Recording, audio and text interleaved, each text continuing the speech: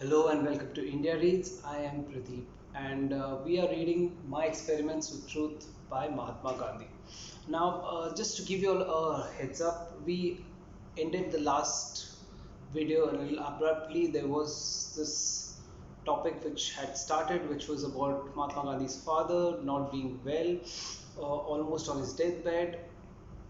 He was suffering from fistula and a surgery was recommended by one of the doctors. This doctor was from Bombay, but the doctor that they trusted, with whom they've had a longer relationship, suggested that that might not be appropriate for somebody of his age, and therefore they discarded all the medicines that they got for him and decided to bring him back and nurture for him.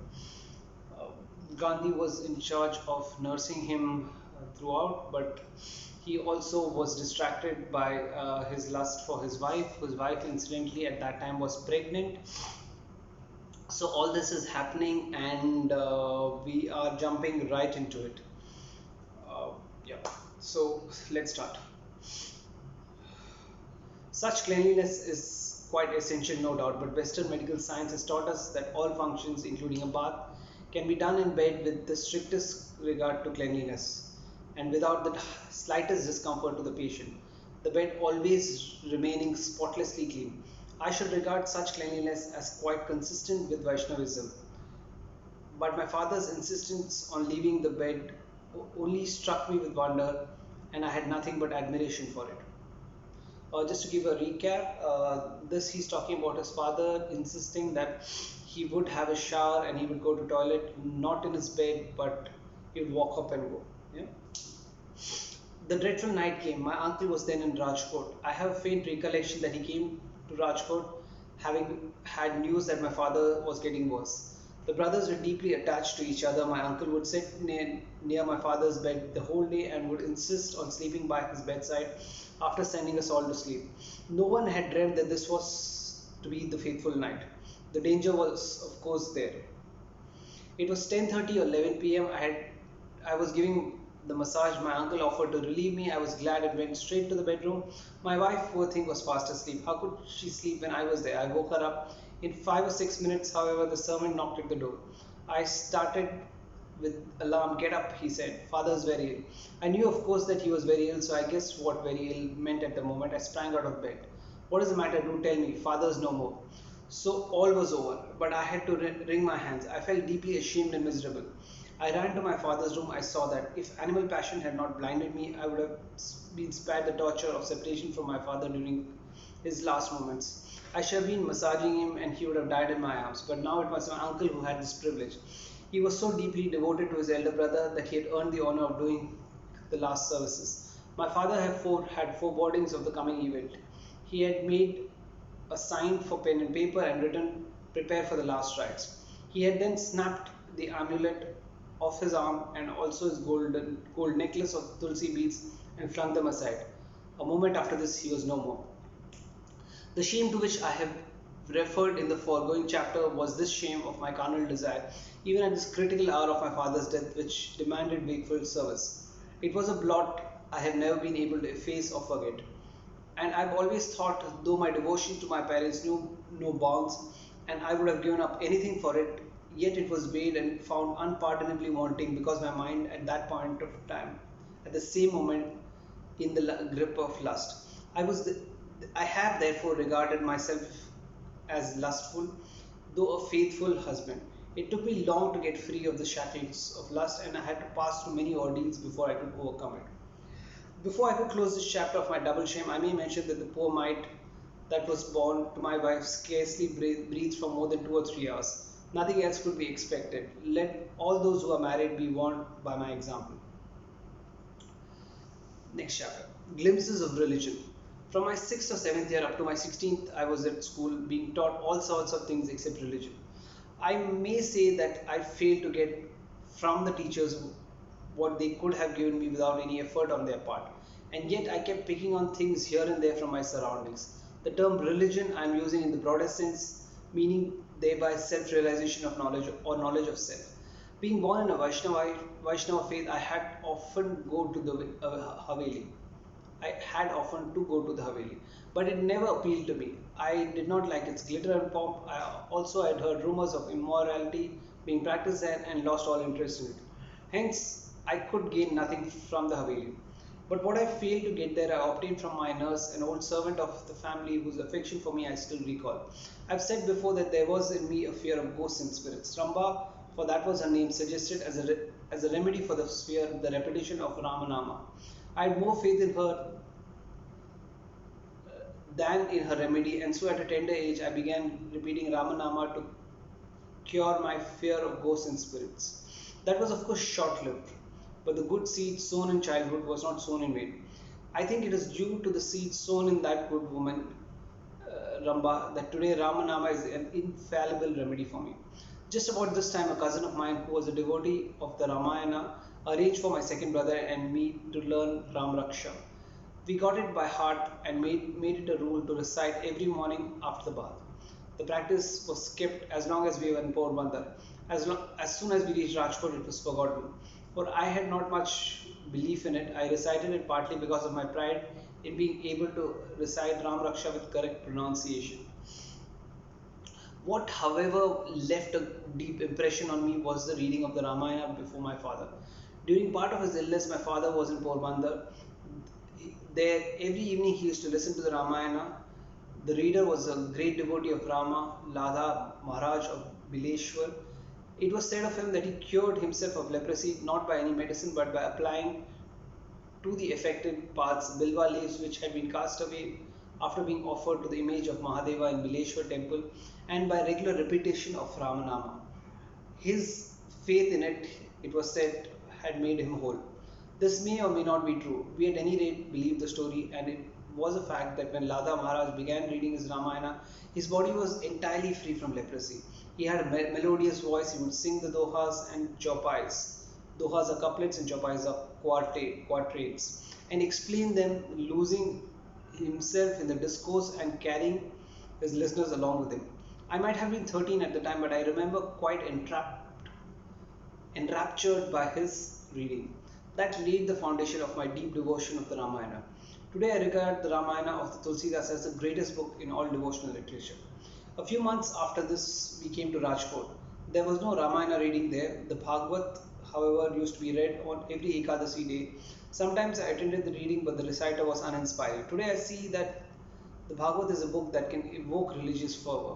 I've read it in Gujarati with intense interest, but when I read portions of the original read by Pandit Madan Mohan Malviya during my 21 days fast, I wished I had heard it in my childhood from such a devotee as he is, so that I could have formed a liking for it at an early age. Impressions formed at that age strike deep roots down one's nature, and it is my perpetual regret that I was not fortunate enough to hear more good books of this kind read during that period. In Rajkot, however, I got an early grounding in toleration for all branches of Hinduism and sister religions. For my father and mother would often visit the Haveli, as also Shiva's and Rama's temples, and would take us or send us youngsters there. Jain monks would also pay frequent visits to my father and would even go out of their way to accept food from us non-Jains. They would have talks with my father on subjects religious and mundane. He had, besides, Musalman and Parsi friends who would talk to him about their own faiths, and he would listen to them always with respect and often with interest. Being his nurse, I often had a chance to be present at these talks. These many things combined to inculcate in me a tolerance for all faiths. Only Christianity at that time was an exception. I developed a sort of dislike for it, and for a reason. In those days, Christian missionaries used to stand in a corner near the high school and hold forth, pouring abuse on Hindus and their gods. I could not endure this. I must have stood there to hear them only once, but that was enough to dissuade me from repeating the experiment. About the same time, I heard of a well-known Hindu having been converted into Christianity. It was a talk of the town that he was being baptized, he had to eat beef and drink liquor, and that he had also to change his clothes, and henceforth he began to go about in European costume, including an hat. These things got onto my nerves. Surely, I thought, a religion that compelled one to eat beef, drink liquor, and change one's clothes does not deserve that name. I also heard that the new convert had already begun abusing the religion of his ancestors, their customs, and their country. All these things created in me a dislike for Christianity. But the fact that I had learned to be tolerant to other religions did not mean that I had any living faith in God. I happened about this time to come across Manusmriti, which was amongst my father's collection. The story of the creation and similar things in it did not impress me much, but on the contrary made me inclined somewhat towards atheism. There was a cousin of mine still alive for whose intellect I had great regard. To him I turned with my doubts, but he could not resolve them. He sent me away with this answer: when you grow up, you will be able to solve these doubts yourself. These questions ought not to be raised at your age. I was silenced but not comforted. Chapters about diet and the like in Manusmriti seemed to me to run contrary to daily practice. To my doubts as to this also, I got the same answer. With intellect more developed and with more reading, I shall understand it better, I said to myself. Manusmriti at any rate did not teach me ahimsa. I have told the story of my meat eating. Manusmriti seemed to support it.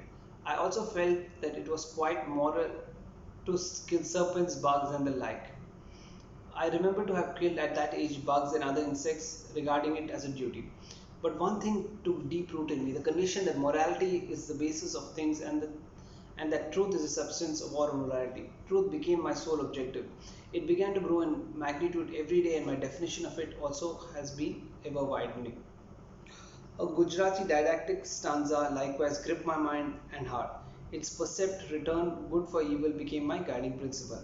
It became such a passion with me that I began numerous experiments with him. Here are those for me wonderful lines. For a bowl of water give a goodly meal, for a kindly greeting thou down a zeal. For every simple penny pay thou back with gold. If thy life be rescued, life do not withhold. Thus the words and actions of the wise regard. Every little service tenfold they reward. But the noble, but the truly noble know all men as one, and return with gladness good for evil done. Move on to the next section, which is section 11, preparation for England. I passed the matriculation examination in 1887. It then used to be held at two centres, Ahmedabad and Bombay. The general poverty of the country naturally led Kathiawar students to prefer the nearer and cheaper centre. The poverty of my family likewise dictated to me the same choice. This was my first journey from Ahmedabad to Rajkot, and that too without a companion. My elders wanted me to pursue my studies at college after matriculation. There was a college in Bhavnagar as well as in Bombay, and the former was cheaper. I decided to go there and join the Samaldas College.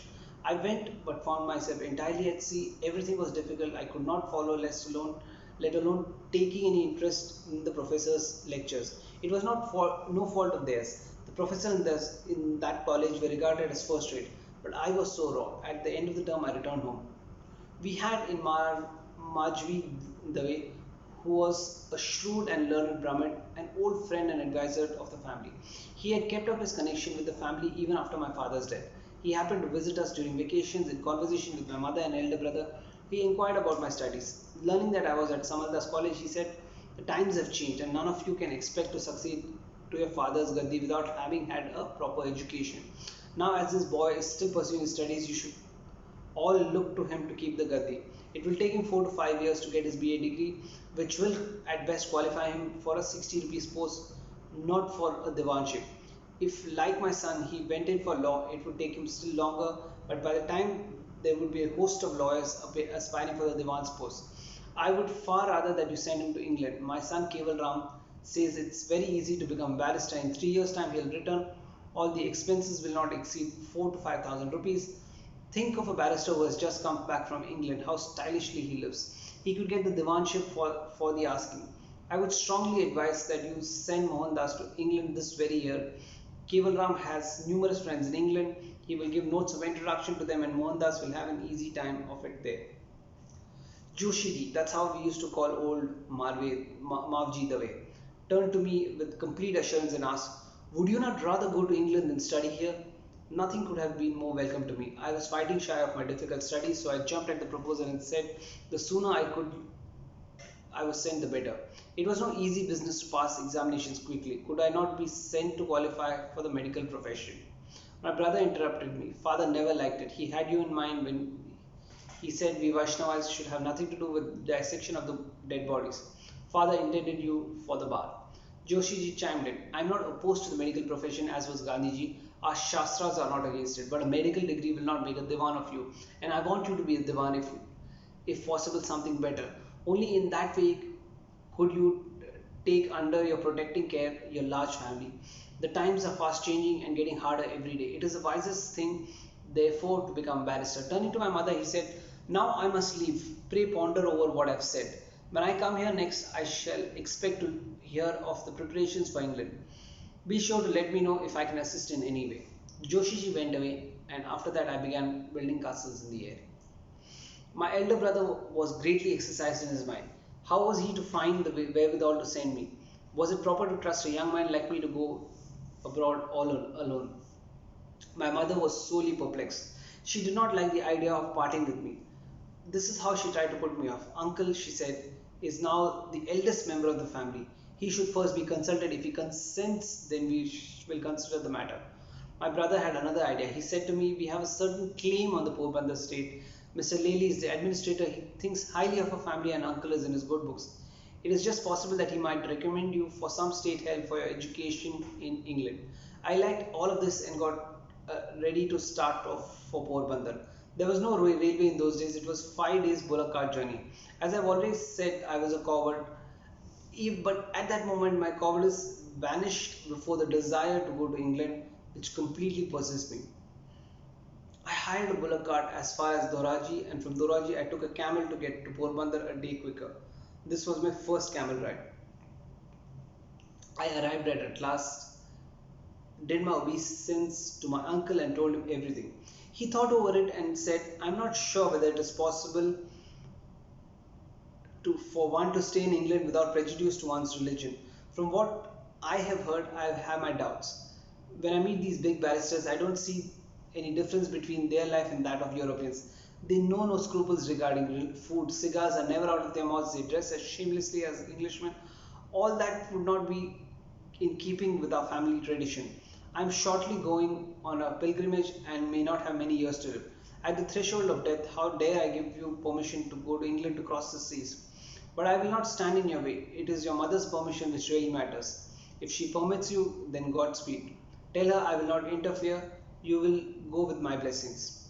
I could expect nothing more from you, said I. I shall now try and win mother over, but would you not recommend me to Mr. Lely? How can you do that? He said. But he's a good man. You can ask for an appointment and tell him how you're connected. He will certainly give you and may even help you. I cannot say why my uncle did not give me a note of recommendation.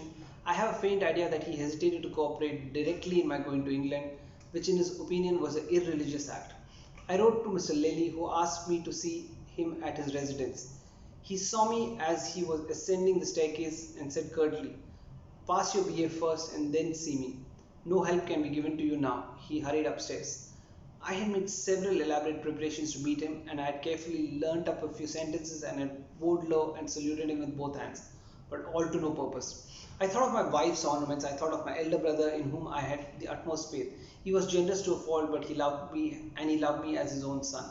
I returned to Rajkot from Porbandar and reported all that had happened. I consulted Joshiji, who of course advised me, even incurring a debt if necessary. I suggested the disposal of my wife's ornaments, which would fetch about 2 or 3,000 rupees. My brother promised to find the money somehow. My mother, however, was still unwilling. She had been making minute inquiries. Somebody had told her that young men got lost in England. Someone else said that they took to meat, and yet another that they could not live there without liquor. How about all this? She said. I said, will you not trust me? I shall not lie to you. I swear that I shall not touch any of those things. If there was any such danger, would Joshiji let me go? I can trust you, she said, but how can I trust you in a distant land? I am dazed and I don't know what to do. I will ask Becharji Swami. Becharji Swami was originally a Modh and had become a Jain monk. He too was a family advisor like Joshiji. He came to my help and said, I shall get the boy solemnly to take 3 vows, and then he can be allowed to go. He administered the oath that I vowed not to touch wine, women, and meat.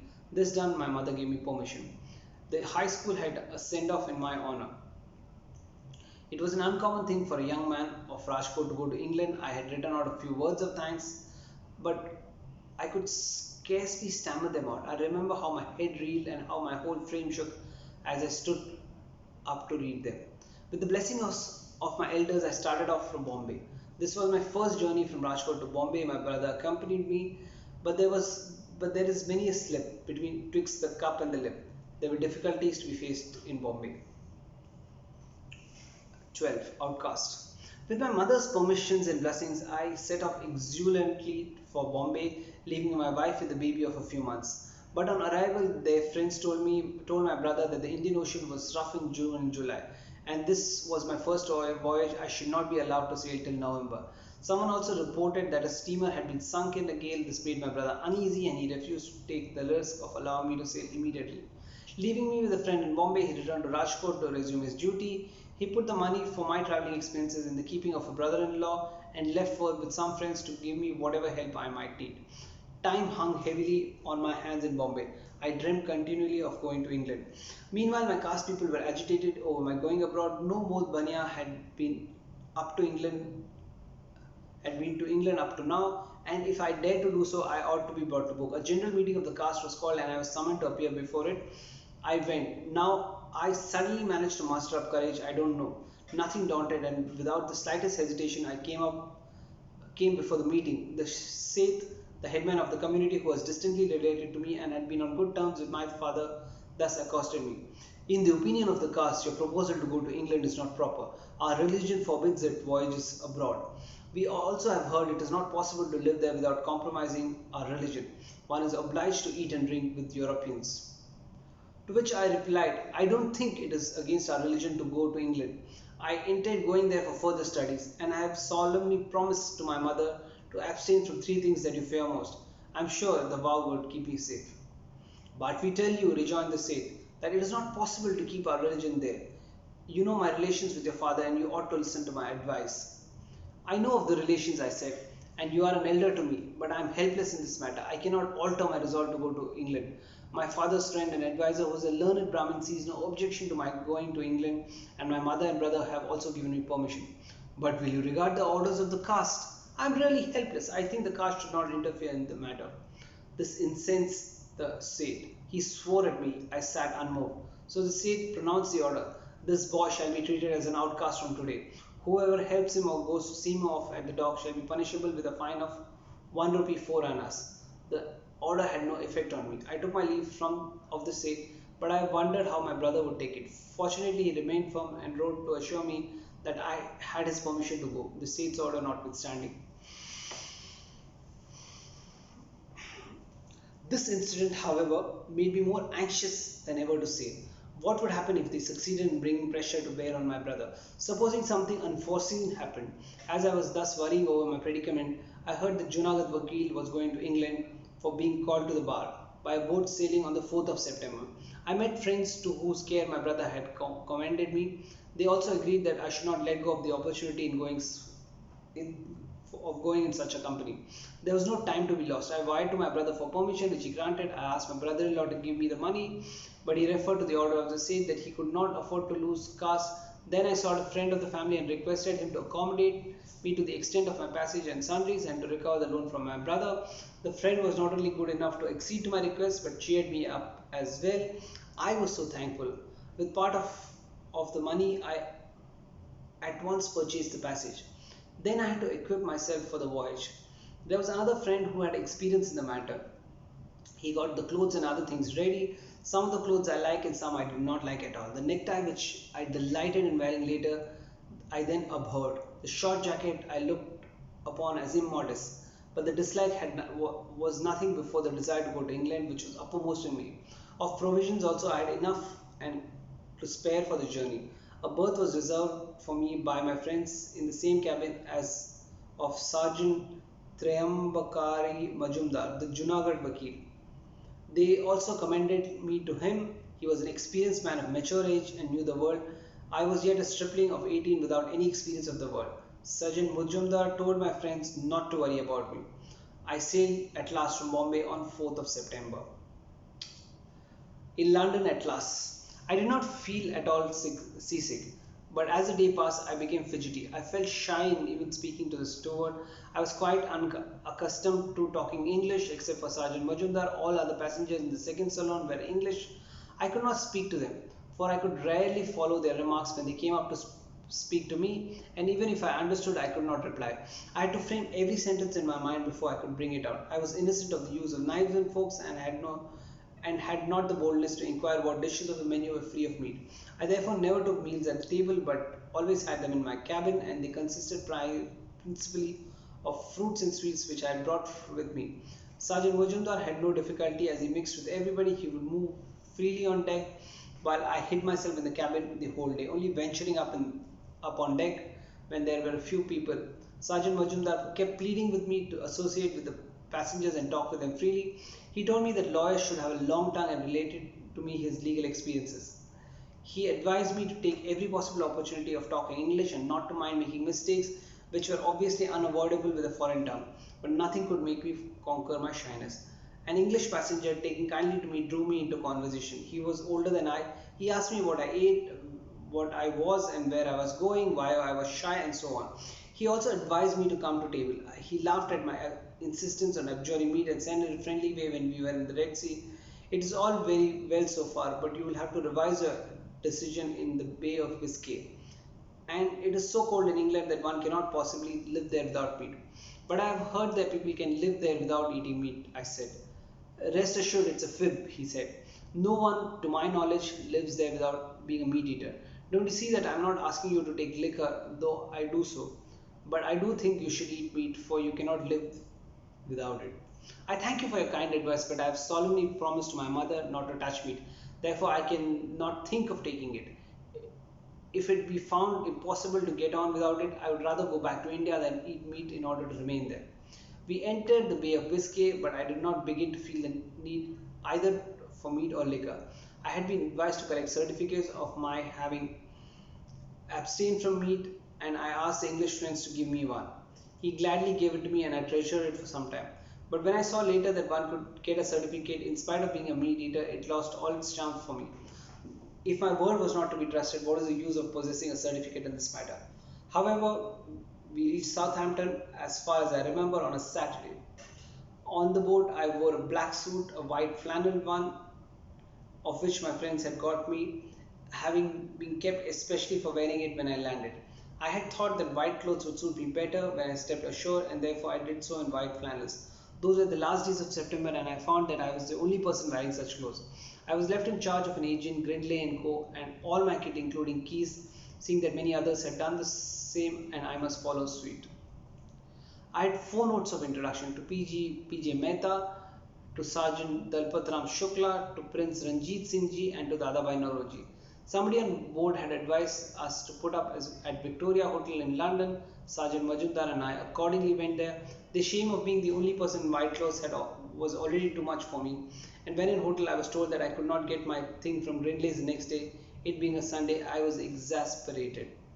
Dr. Mehta, to whom I had wired from Southampton, called at about 8 o'clock the same evening. He gave me a hearty greeting. He smiled at me, being in flannels.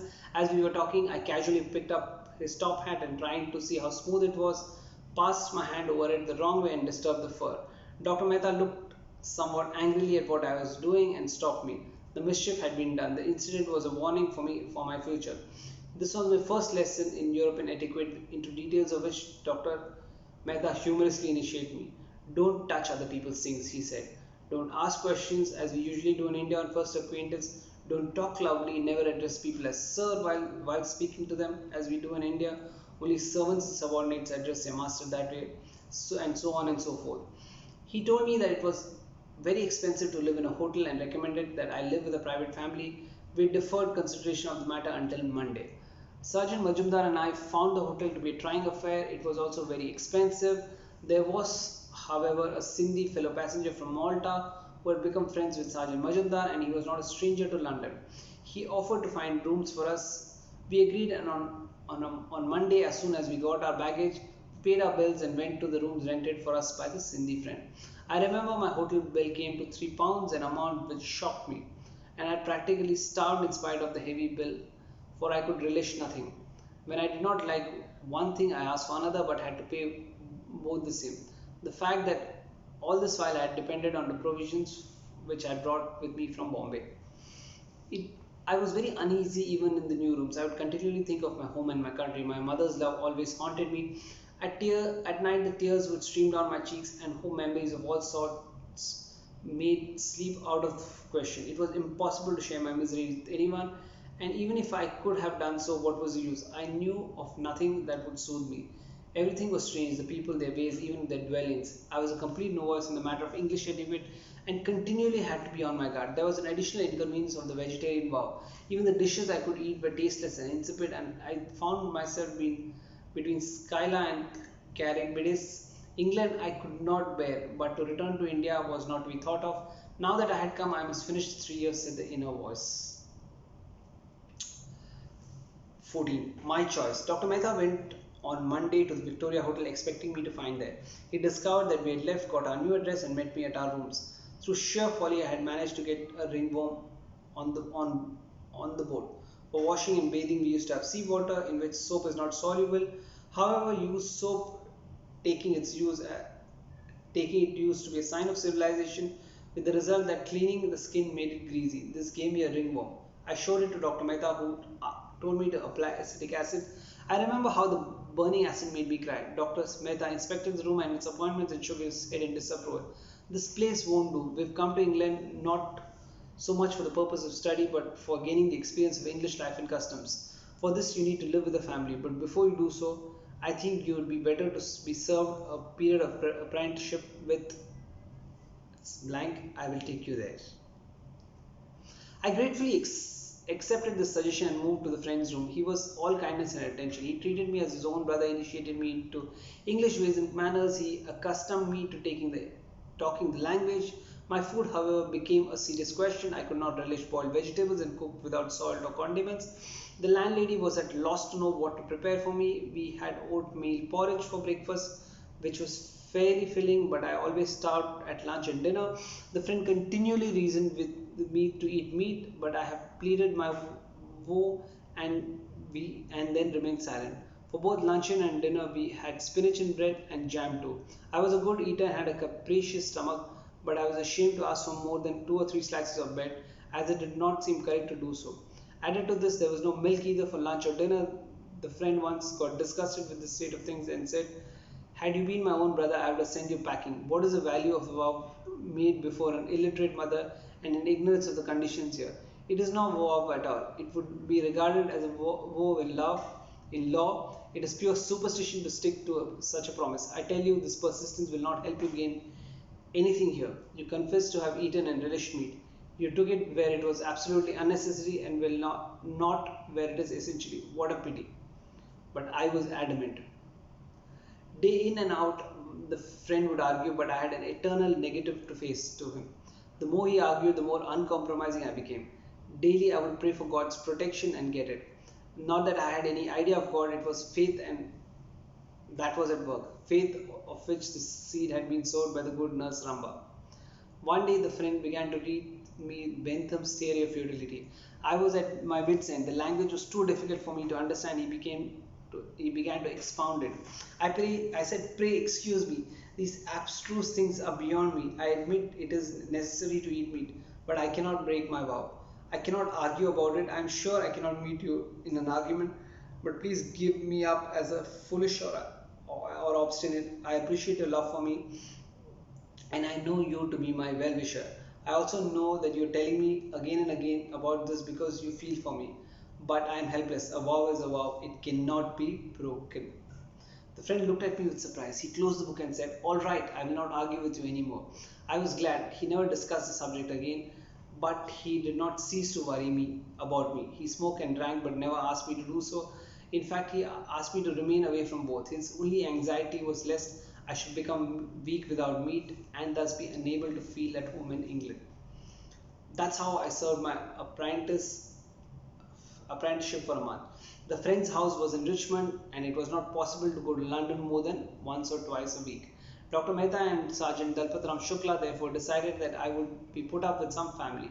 Sergeant Shukla hit upon an Anglo-Indian's house in West Kensington and placed me there.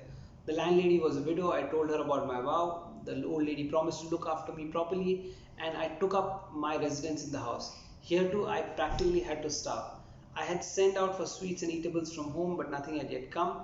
Everything was insipid. Every day the old lady asked me whether I liked the food, but what could she do? I was still as shy as ever and dared not to ask for more than what was put before me. She had two daughters. They insisted on serving me extra slice of or two of bread, but little did they know that nothing less than a loaf would have filled me. So this is where I will end the chapter, end my reading for today, and let's try and recap whatever we've read till now. So what's happened? What has mainly happened is the shame that he starts talking about in the last few chapters is what he comes at. Basically, his father was on his deathbed. He kind of realized his father was in his deathbed, but his lust took over him, and he went and woke up his pregnant wife and spent time with her in the night. Now, as he was with his wife at that moment, uh, uh, his uncle, who was worried that he might miss his brother's death, had come there. He massaged his feet and he spent time with him. There was a knock on Gandhi's door when he was with his wife, whom he had woken up, obviously overcome with lust, and he asked who is it, and he got the message that it was a servant, and he said the father is no more.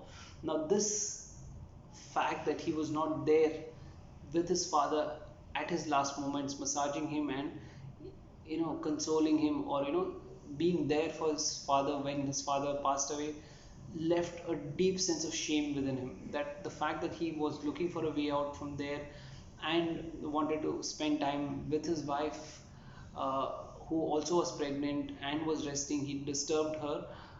So this double shame never left him, and the fact that his uncle took care of him, he felt that possibly the uncle deserved that because of his loyalty and love for his brother rather than his son Gandhi, whose mind was filled with lust at that point of time. So even while he was pressing his leg, his mind was in the bedroom, and this kind of shame never left. The sense of shame that he felt at that moment, this double shame never left him.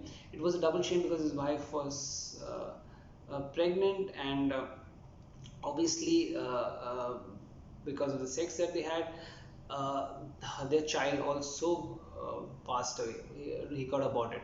So he's this incident left a deep mark in his psyche, and he realized, and he kind of he's used this book to uh, uh, cleanse himself, or rather put it out for the world to know all the things that were wrong with him, or he had built a certain level of he has set a certain standard for himself. He said that he had uh, said that he would try and achieve the level of devotion to his parents as the mythological character Shravana, and when it mattered, he kind of slipped up, and this left a deep sense of shame and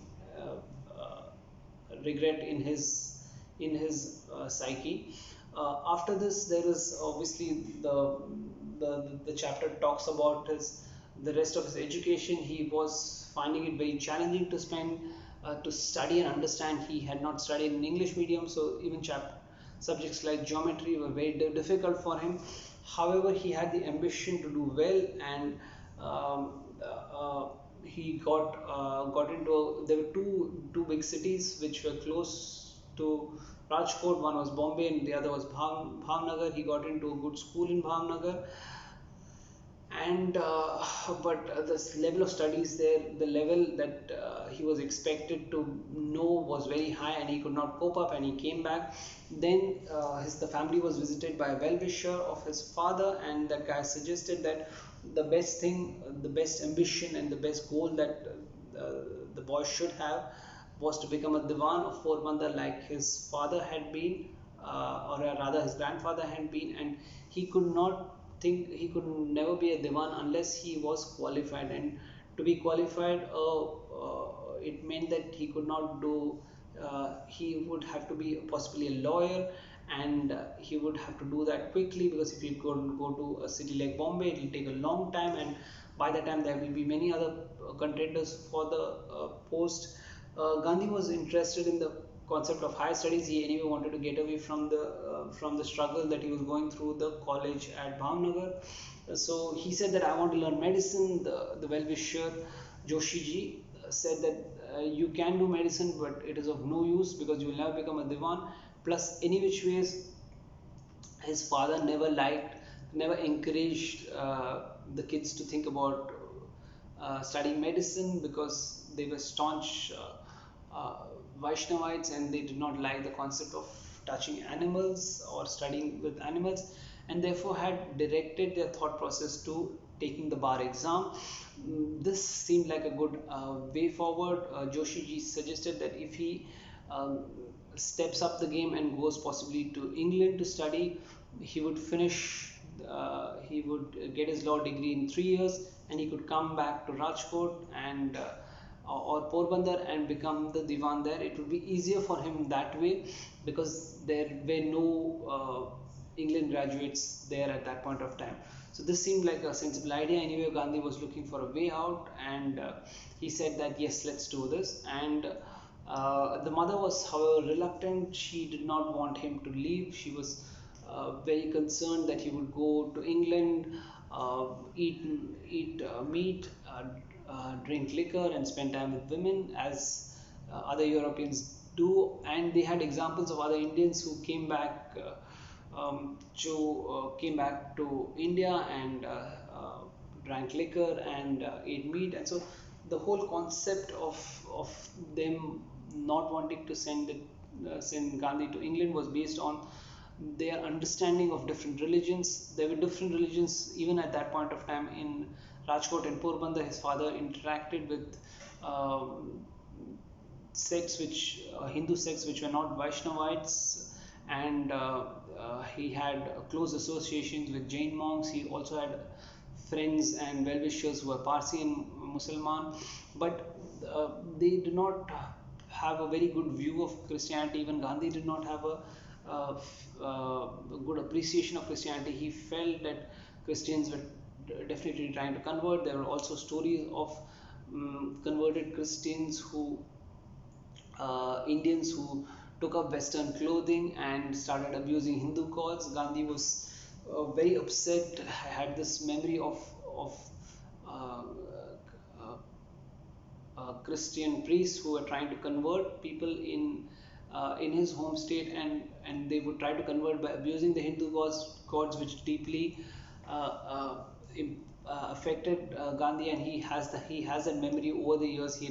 He mentions this in the book that that's something that had kind of prejudiced him against Christianity, and so keeping all this background, the mother did not want him to go, and instead of saying no to him directly, she says, why don't you take permission from your uncle?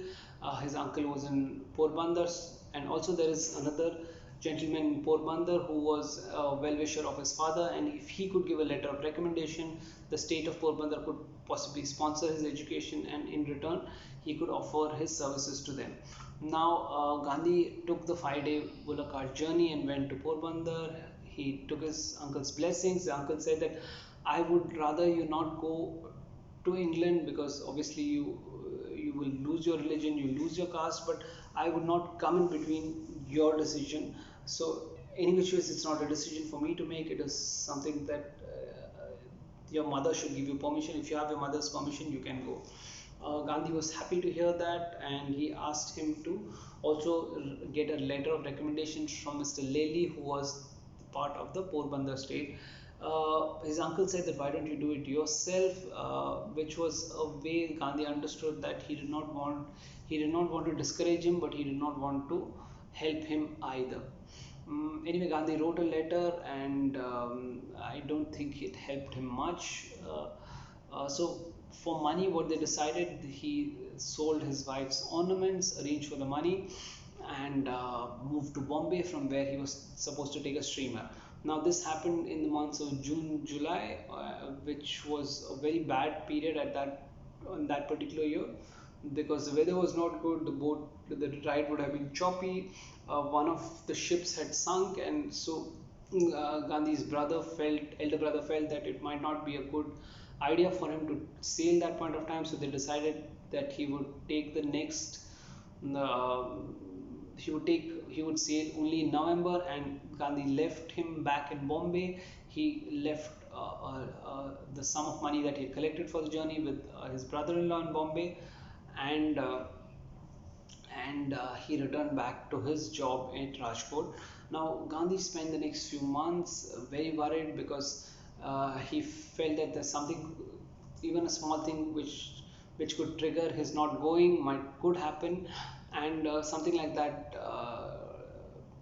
did happen when his community got together and they had a meeting. They said that you should not go to England, because if you go to England, you will lose your caste, and it is against our religion to go to England. And so, to which Gandhi argued that there's nothing in the religion which states that you cannot travel. The community said that yes, there's nothing in the religion that says you cannot travel, but if you go there, you will eat meat, you will drink, and and therefore you would do something which would be against our caste. To which Gandhi told them about his vow to his mother, where he had promised his mother that he would not drink, he would not eat meat, and he would not touch a woman. So all these three things he had made a vow in front of his mother before she gave him permission. Uh, the community there was not impressed. They said that no, we will not allow you to go, but if you do want to go, make sure, please understand that you will be banished from our community caste, and anybody who helps you will also get a fine of a particular sum. Now, all this happening, Gandhi got a little bit more paranoid. He was anyway was looking for a faster route to go to England, and at that point of time, he heard that a senior placed gentleman from Junagadh was going to England in September itself.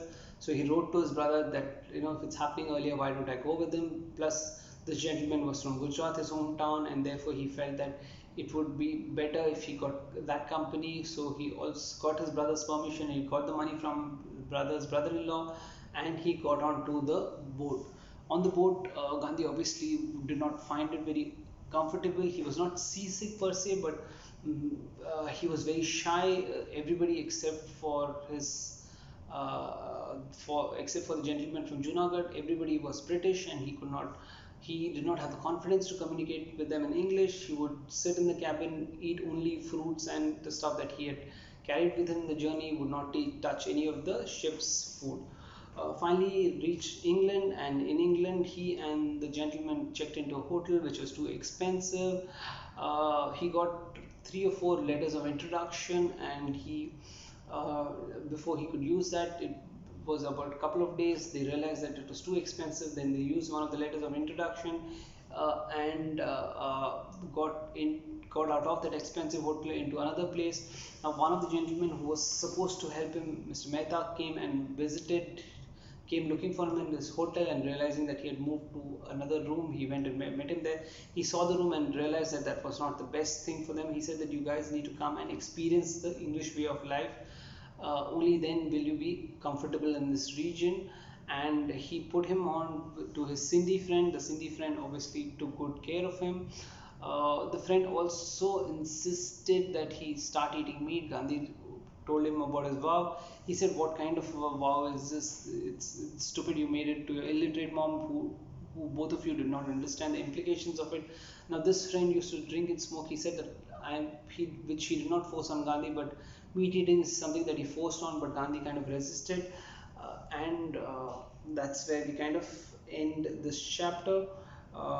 He does talk a little bit about his apprenticeship. He spent a month there, but every time but one of the things that is running constantly in his head is the difficulty that he is facing in terms of food. He is making sure that he does not eat meat or anything non-vegetarian, and he's sticking by it. So it's this chapter is primarily about that, and yeah.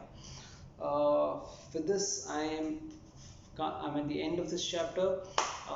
Thank you for being here, and do drop in your comments, your likes, and any more suggestions that you have. I'll see you in the next section. Bye bye.